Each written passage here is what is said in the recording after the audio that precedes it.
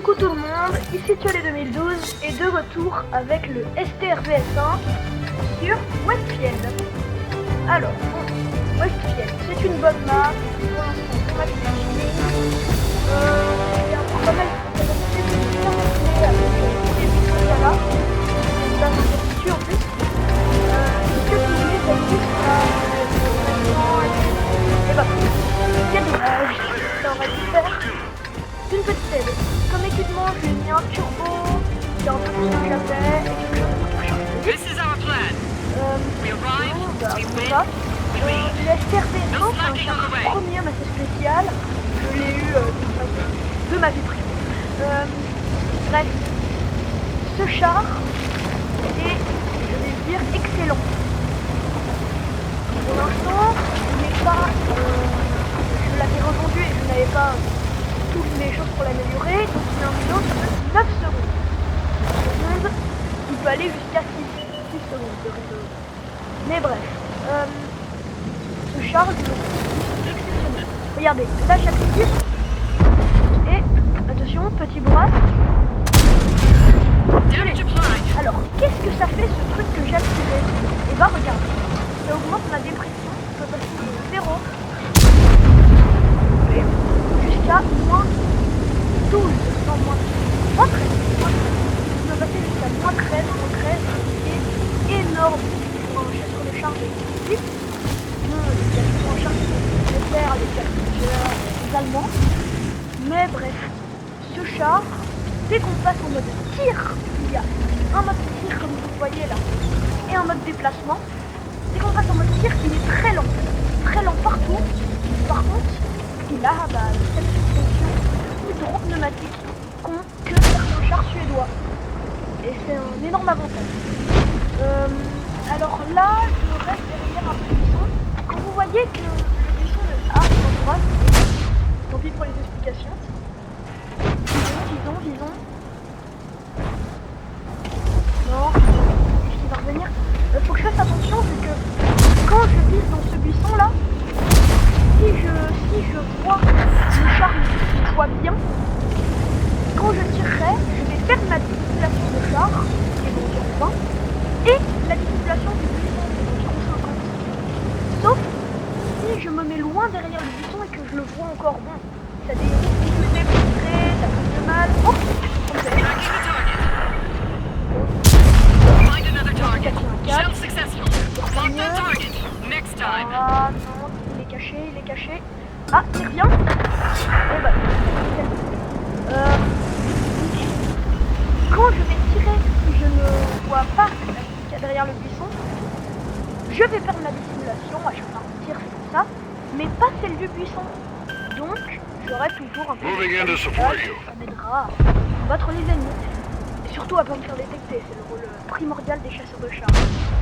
Alors l'STRVS, pour l'instant je suis en mode tir. Il a un point faible.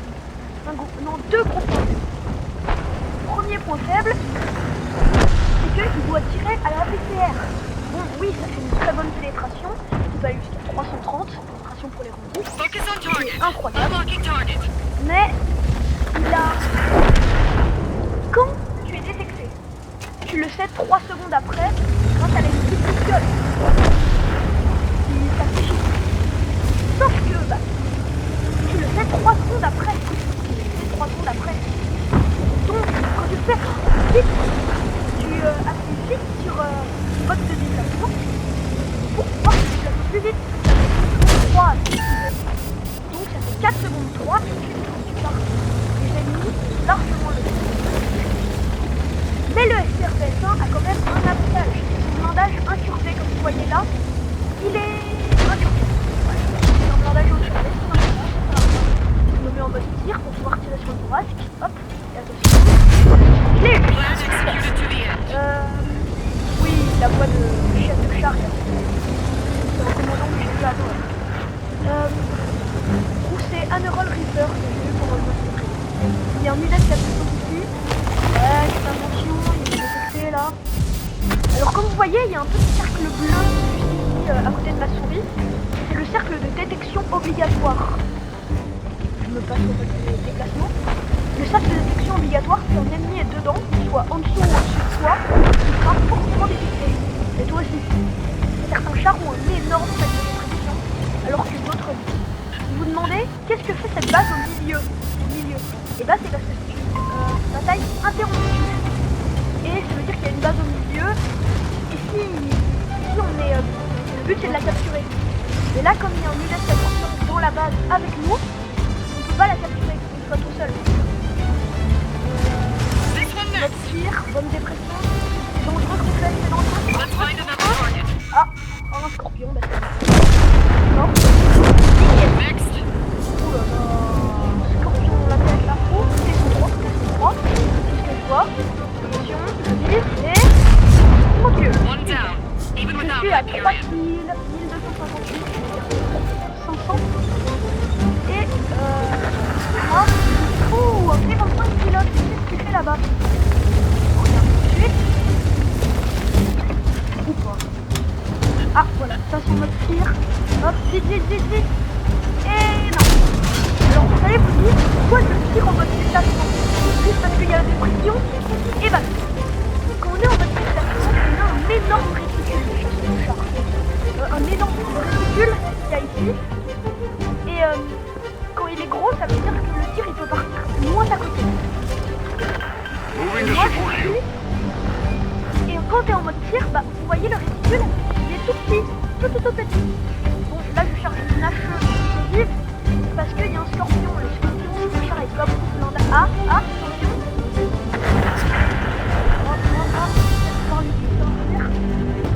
Scorpion. Ah, il est pas passé. Il est pas passé. Puisque je devrais faire 480.